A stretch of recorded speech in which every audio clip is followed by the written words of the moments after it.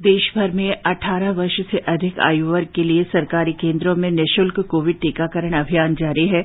युवाओं से आग्रह है कि टीका जरूर लगवाएं और अन्य लोगों को भी इसके लिए प्रोत्साहित करें। जब तक आवश्यक न हो घर से बाहर न निकलें और सुरक्षा के 3 सरल उपायों का पालन करें।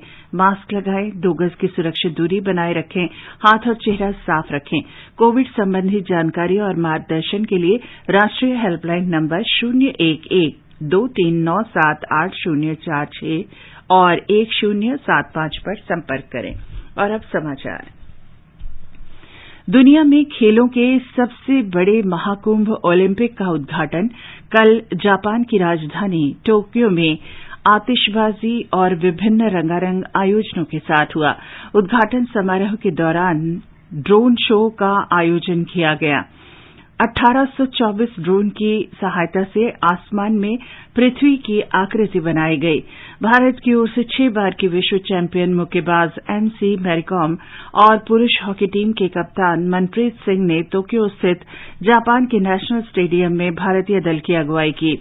कोरोना महामारी के कारण 1 वर्ष की देरी से हो रहे ओलंपिक खेलों में नाओमी ओसाका ओलंपिक ज्योति रोशन करने वाली पहली टेनिस खिलाड़ी बनी। इस बार कोरोना के कारण उद्घाटन समारोह में केवल 1000 खिलाड़ी और अधिकारी थे। अंतर्राष्ट्रीय ओलंपिक समिति के अनुसार दुनिया भर के करीब 350 करोड़ लोगों ने विभिन्न माध्यमों के जरिए ओलंपिक उद्घाटन समारोह का प्रसारण देखा। राष्ट्रपति रामनाथ कोविंद ने सभी भारतीयों की ओर से टोक्यो ओलंपिक में हिस्सा ले रहे भारतीय दल को अपनी शुभकामनाएं दी हैं। राष्ट्रपति कोविंद ने ट्वीट संदेश में कहा कि पूरे देश की आशाएं और प्रार्थनाएं भारतीय दल के साथ हैं। उन्होंने विश्वास व्यक्त किया कि वे सभी उत्कृष्ट प्रदर्शन करेंगे, ख्याति प्राप्त करेंगे और देश को गौरवान्वित करेंगे। प्रधानमंत्री नरेंद्र मोदी ने टोक्यो ओलंपिक के लिए भारतीय दल को कल शुभकामनाएं दी। प्रधानमंत्री ने कहा कि उन्होंने खेलों के उद्घाटन समारोह की कुछ झलकियां देखी। खेल मंत्री अनुराग सिंह ठाकुर ने कल कहा कि टोक्यो ओलंपिक में 127 खिलाड़ियों का अब तक का सबसे बड़ा भारतीय दल हिस्सा ले रहा है और सरकार ने उन्हें पूरा समर्थन दिया। टोक्यो ओलंपिक के उद्घाटन समारोह से पहले खिलाड़ियों को उत्साहित करने के लिए नई दिल्ली में एक कार्यक्रम में भाग लेते हुए श्री अनुराग ठाकुर ने कहा कि सभी भाग लेने वाले खिलाड़ियों को प्राथमिकता पर टीका लगाया गया था। उन्होंने कहा कि target Olympic podium scheme tops के अंतर्गत खिलाड़ियों को बेहतरीन प्रशिक्षण दिया गया है। आज तक का सबसे बड़ा कंटिंजेंट 127 एथलीट्स का हमारा इस बार टोक्यो ओलंपिक्स में पार्टिसिपेट करेगा। सरकार की तरफ से माननीय मोदी जी के निर्देश पर किसी तरह की कोई कमी नहीं रखी गई। We have provided end to end support, vaccination to every athlete. Top scheme का सोच ये थी कि किस तरह से अपने एलीट एथलीट्स को मौका दिया जाए बेस्ट कोचिंग का, बेस्ट एक्सपोजर का, और जब वो अंतर्राष्ट्रीय स्तर पर किसी भी चैंपियनशिप में पार्टिसिपेट करते हैं तो भारत के लिए मेडल जीत कर लाएं। टोक्यो ओलंपिक में खिलाड़ियों का उत्साह बढ़ाने के लिए चीयर फॉर इंडिया अभियान के तहत देश भर से शुभकामना संदेश आ रहे हैं। खेल मंत्री अनुराग ठाकुर और सांसदों ने कल खिलाड़ियों का मनोबल बढ़ाने के लिए उन्हें शुभकामनाएं दी। मैं अनुराग सिंह ठाकुर और मेरे साथ मेरे साथी सांसद भारतीय खिलाड़ियों का ओलंपिक्स में मनोबल बढ़ाने के लिए हम सब लोग इकट्ठे हुए और ये हमारा विक्ट्री पॉइंट है। आकाशवाणी, दूरदर्शन और डीडी स्पोर्ट्स चैनल ओलंपिक के आयोजन का व्यापक प्रसारण कर रहे हैं। ये प्रसारण आकाशवाणी और दूरदर्शन के डिजिटल प्लेटफॉर्म पर उपलब्ध है। डीडी स्पोर्ट्स, दूरदर्शन और डीडी इंडिया चैनल पर ओलंपिक से संबंधित प्रतिदिन विशेष कार्यक्रम भी प्रसारित किए जा रहे हैं। ये कार्यक्रम आकाशवाणी के यूट्यूब चैनल, DTH और न्यूज ऑन AIR ऐप पर भी उपलब्ध है। टोक्यो ओलंपिक में भारतीय खिलाड़ी आज अपनी अपनी स्पर्धाओं में चुनौतियां पेश कर रहे हैं। निशानेबाजी में 10 मीटर एयर राइफल क्वालिफिकेशन में इस समय अपूर्वी चंदेला और एलावेनिल वेलारिवन निशाने लगा रही हैं। वहीं तीरंदाजी में मिक्स्ड टीम एलिमिनेशन राउंड में प्रवीण जाधव और दीपिका कुमारी की टीम हिस्सा ले रही है। पुरुष हॉकी में भारत का मुकाबला न्यूजीलैंड के साथ होगा। ये मैच आज सुबह 6:30 से खेला जाएगा। जबकि शाम 4:15 पर महिला हॉकी टीम नीदरलैंड्स के साथ खेलेगी। आज होने वाले अन्य मुकाबलों में भारतीय खिलाड़ी बैडमिंटन, जूडो, नौकायन, टेबल टेनिस, टेनिस, भारोत्तोलन और मुक्केबाजी में अपनी अपनी चुनौती पेश करेंगे। ये समाचार आकाशवाणी से प्रसारित किए जा रहे हैं।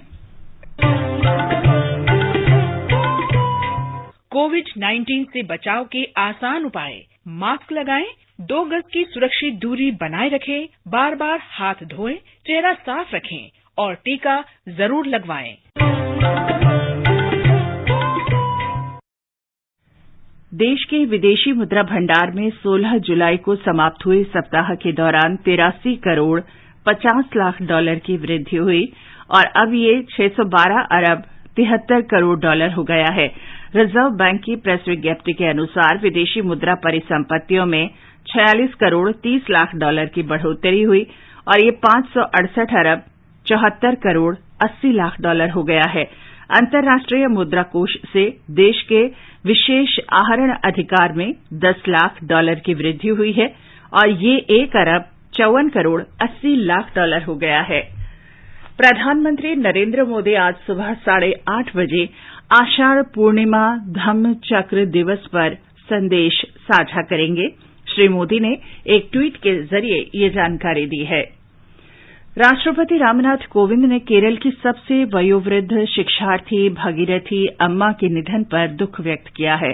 उनका कल 107 वर्ष की आयु में देहांत हो गया।